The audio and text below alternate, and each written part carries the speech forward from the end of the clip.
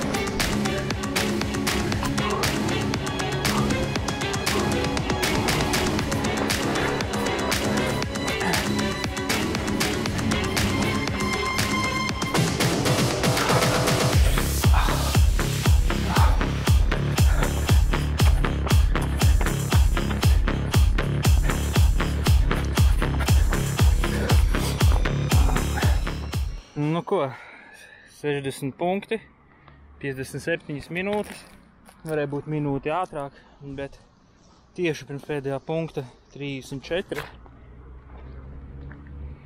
nedaudz potīti pastiepu. Plānu sanāca visu izpildīt, bet izrādās varēja kaut ko varbūt vēl paķert, bet manā plānojumā, tur 21 droši vien tikai varēja iespraucināt. Jā, jo pārējais visu par tālu.